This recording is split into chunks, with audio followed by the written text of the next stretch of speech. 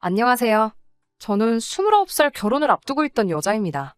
남자친구와 이대로 헤어진다는 생각만 해도 눈물이 나는데, 한편으로는 결혼할 생각에 한껏 부풀어 있던 제 자신한테 화가 나고 그동안의 시간이 너무 아깝고 그렇네요. 자랑은 아니지만 저희 집은 경제적으로 모자란 편이 아니에요. 원래는 대학교에 입학하게 되면 미국에 있는 대학교로 유학을 떠나려고 했는데, 조기 교육이 중요하다는 말에 고등학생이 되던 해에 저 혼자 미국 유학길에 올랐습니다. 미국인 노부부의 집에서 홈스테이를 하면서 고등학교를 졸업했고, 대학교에 들어가고부터는 기숙사 생활을 했어요. 아이비리그까지는 아니지만 나름 상위권 미국 대학에서 졸업을 하게 되었고, 대학을 졸업하면서 미국에 있는 몇 개의 유망한 기업에서 러브콜이 들어왔지만 한국이 그리워서 귀국을 하게 되었습니다. 한국에 돌아와서는 부모님 집으로 다시 들어가면서 대기업에 취직하게 되었습니다. 결혼까지 생각했던 남자친구와는 한국에 돌아오고 나서 저랑 절친했던 친구에게 소개를 받으면서 만나게 되었는데, 여유로운 성격에 조곤조곤 말을 잘하는 모습에 끌려서 연애를 시작하게 되었습니다. 여리여리해 보이지만 고집도 있는 편이라서 자기가 옳다고 생각하는 일에는 제 의견이 반대일지라도 고집부리며 저를 설득하려고 했어요. 하고 싶은 말은 다 하는 모습이 샌님 같지만 저한테는 그렇게도 남자다워 보일 수가 없었어요. 연애 기간이 길어지게 되면서 자연스럽게 남자친구에게 청혼을 받았고, 가정 형편이 조금 차이가 났지만 그렇다고 해서 심하게 차이나는 정도도 아니어서 저도 예비 신랑의 프로포즈에 응하게 되었습니다. 저희 부모님도 남자친구의 설득력 있고 논리정연하게 말하는 모습에 지금은 말단사원이겠지만 그 정도 모습이면 앞으로의 미래가 기대된다면서 참마음에 들어 하셨어요. 저희 부모님한테 합격도 받았고 얼마 뒤에는 제가 예비시댁에 인사를 드리러 갔었죠. 시아버지 되실 분은 남자친구를 꼭 빼닮은 선한 외모에 조용조용하신 인상이었는데, 시어머니 되실 분은 인상이 날카로워 보였어요. 제가 느낀 첫인상이 무색하게 처음 제게 거신 말도 아주 충격적이었습니다. 대뜸 저를 보시자마자 고등학교부터 혼자 유학생활을 했다고 들었는데 돈이 많게 생겼다고 하시네요. 첫 인상이 돈 많게 생겼다는 말은 조금 예의에 어긋나잖아요. 그런데 그런 행동과는 비교도 안 될 정도로 이어서 나오는 질문들은 더 심했습니다. 유학생활 혼자 했으면 외국인도 사귀어 봤겠다던지, 혼자 살면서 집에 남자를 몇 명 들였냐던지 대답할 가치도 없는 질문들을 하셨어요. 남자친구는 말도 안 되는 어머님의 질문에 멀뚱멀뚱 가만히 앉아만 있었고요.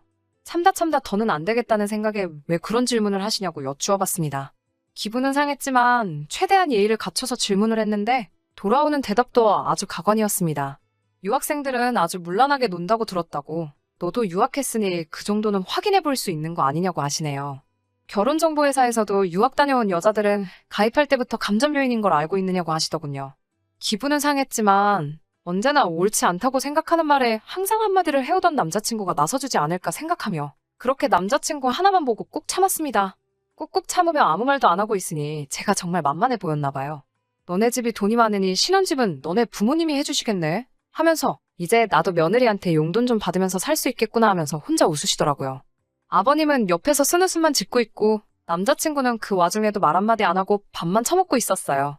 그런 거는 아직 양가상견례도 끝나지 않았는데 지금 정하기에는 조금 그렇지 않냐고 반박을 했더니 어른이 말하는데 말대꾸를 한다며 혀를 차시더군요. 그때까지 옆에서 같이 밥 먹고 있던 남자친구의 누나. 그러니까 저에게는 시누이가 될 사람도 끝까지 조용히 한마디도 없다가 엄마, 쟤 외국 살다 왔대잖아. 아직 잘 모르는 것 같으니까 엄마가 좀 끼고 가르쳐야겠다. 배울 게 한참 많아 보이네. 라고 얄밉게 한마디 거들더라고요. 남자친구랑 아버님은 그냥 그 상황을 앉아서 보고만 있었고요. 저는 화가 엄청 많이 났던 상황이었지만 일단은 참았습니다. 식사 자리가 끝나고 자리에서 일어나는데 어머님이 남자친구한테 우리 귀한 아들 어떻게 장가를 보내냐. 정말 눈물이 다 나네라고 하시는데 저도 우리 집에서 귀하게 자란 딸인데 저를 앞에 두고 어떻게 그런 말을 하실 수 있는가 싶더라고요. 카운터에 가서도 너네 집 돈 많으니까 오늘은 너가 쏘라면서 재미도 없는 농담을 하시더라고요. 여태까지 보여준 태도의 농담인지 진담인지 모르겠어서 우물쭈물하고 있으니 그래도 아버님께서 그 정도 했으면 됐다고 하시며 식사 계산은 하셨습니다.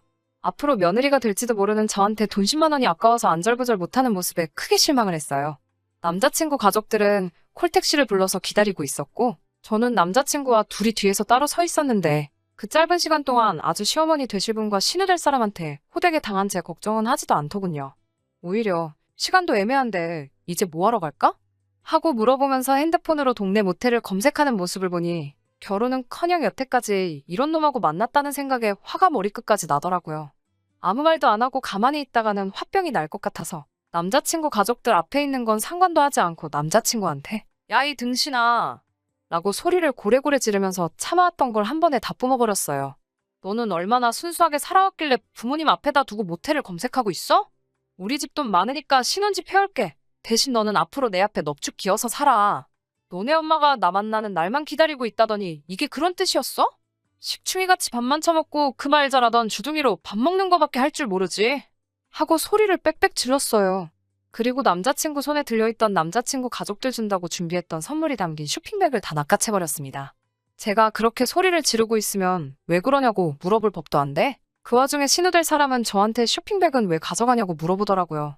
그래서 이런 집구석에 선물 주는 거가 아까워서 환불받으려고 한다고 대답을 했더니 끝까지 무례한 행동에 사과할 생각은 안 하고 줬다 뺏는 게 어딨냐고 예의가 없다고 어이없어 하네요. 어머님한테도 우리 부모님도 하나뿐인 귀한 딸 이런 집에 시집 안 보내고 싶으실 것 같다고 소리치고 그 자리를 벗어났습니다. 제가 시야에서 멀어지는데도 남자친구는 저를 잡으러 올 생각도 안 하더라고요. 정말 혼자 칼바람을 맞으며 걸어가는데 눈물이 마르지를 않더라고요. 그 자리에 온통 남자친구 가족들 뿐이었는데 정말 단 한순간이라도 내 편 안 들어주는 모습을 보니 결혼하고 나면 어떤 꼬라지가 될지 눈에 선하더라고요. 남자친구가 그날 저녁에 우리 헤어진 거야? 하고 찌질하게 물어보길래 앞으로 연락도 하지 말라고 하고 차단을 해버렸는데 1시간쯤 뒤에 남자친구 어머니한테 단둘이 이야기 좀 하자고 문자를 보내시더라고요. 답장은 아직 안 했어요. 이대로 쭉 무시를 하는 게 맞는 거겠죠? 정말 아직도 분이 안 풀려서 생각만 해도 화가 나요. 부모님은 그냥 연락할 생각 하지 말고 좋은 자리 많으니 알아봐 주신다고 하는데 아직도 어떻게 해야 할지 모르겠네요. 많은 분들이 요청을 해주셔서 후기도 이렇게 보내드려요. 계속해서 오는 연락도 쉽고 그냥 앞으로 안 보겠다고 다짐을 했는데 남자친구가 말해줬는지 어머님이 제 퇴근 시간에 맞춰서 회사 앞으로 올 테니 잠깐 얼굴 좀 보자고 연락이 왔어요. 이렇게 계속 무시하면서 피하는 것만이 상책은 아니라고 생각해서 확실히 단판을 지으려고 만나기로 했습니다. 이미 마음이 떠난 지는 오래되었기 때문에 그 자리에서 제 마음을 다시 돌린다거나 할 생각은 없었어요. 혹시나 해서 세연이한테 연락해서 만나기로 한 카페로 와줄 수 있냐고 물어봤어요. 제 오빠가 성격이 불같은 게 있어서 괜히 오빠를 불렀다가는 일이 더 커질 수도 있다고 생각했거든요.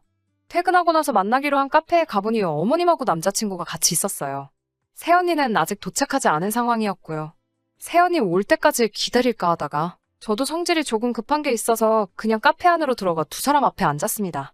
그렇게 얼굴 보고 이야기하자고 해서 무슨 이야기를 하려나 했는데 이 자리에 사과받으러 오셨다고 하네요. 어이가 없어서 그 상황에서 제가 사과까지 해야 하나요? 하고 이야기를 했더니 어른이 고가운 소리 몇 마디 좀 했다고 어른들 다 있는 데서 남의 집 귀한 자식한테 욕하고 그러는 건 조금 예의가 없다. 결혼 허락받으러 온 자리에서 저의 행동은 용납할 수 없는 행동이다. 외국에서 오래 살아서 그런 걸 잘 모르나 본데 지금 사과하면 받아줄 테니 얼른 사과를 하고 처음부터 다시 시작하자. 라고 하시네요. 본인이 한 말이 듣기 싫은 소리일 수도 있겠지만 틀린 소리 하나도 없다고 하시며 또 그 결혼정보업체에서 유학 다녀온 여자가 감점 요인이란 걸 알고나 있느냐며 그래도 우리 아들이 너랑 결혼하고 싶다고 하니 아들 얼굴 봐서 한 수 접어주고 결혼 전에 행실이 어땠는지 알아보고자 한 말인데 그걸 가지고 그러는 걸 보니 문란하게 살아온 게 맞으니 제가 속으로 찔려서 그러는 게 아니냐며 저의 태도를 보니 어떻게 몸을 굴렸는지 안 봐도 뻔하다고 하십니다.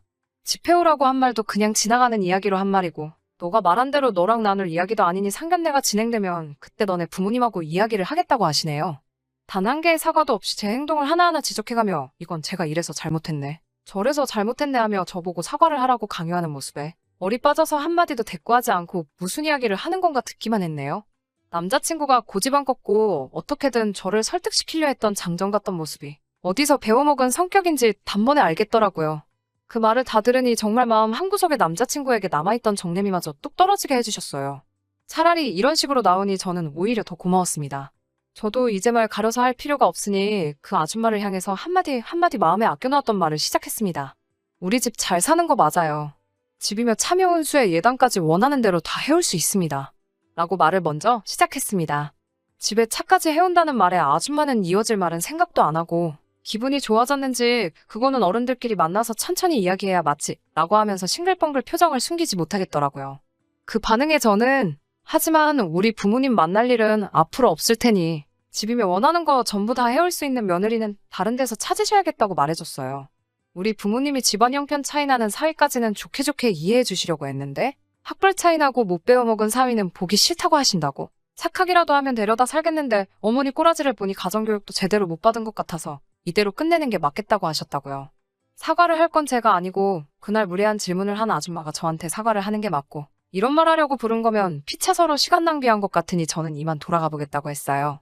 한참 실랑이를 하면서 언성이 높아지기는 했지만 별다른 사건은 없었습니다. 남자친구는 어느 쪽 편을 들어야 할지 몰라서 가만히 있었다고 하네요.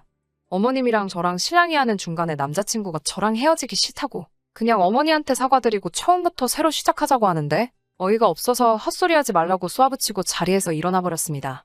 그랬더니 아줌마가 저한테 결혼이 장난이냐고 이렇게 별것도 아닌 걸로 삐쳐서 헤어질 거였으면 애초에 결혼한다고 인사는 왜 왔냐고 제가 이제 엎드려 빌어도 우리 아들이랑은 더 이상 만나지 못하게 할 거라며 더는 연락하지 말라고 하더라고요. 그 말에 남자친구를 향해서 들었지? 찌질하게 밤마다 연락해서 매달리지 마. 그리고 아까 다른 여자 찾으라는 말은 취소할게. 남의 집 귀한 딸 데려다가 피 말려 죽게 하지 말고 니네 엄마랑 둘이서 평생 살아. 라고 쏘아붙이고 자리에서 떠나는데 남자친구가 제 팔을 확 낚아채버렸네요. 제 팔을 낚아챈 손을 저희 오빠가 갑자기 등장해서 떼어내버리고 저를 데리고 나갔습니다. 언제 왔는지 새언니가 오빠를 데리고 와 있었고 멀찍이 앉아서 상황을 지켜봤다고 하네요. 저 혼자 잘하고 있는 것 같아 개입은 하지 않았고 유사시에 상황만 대비하고 있었다고 합니다.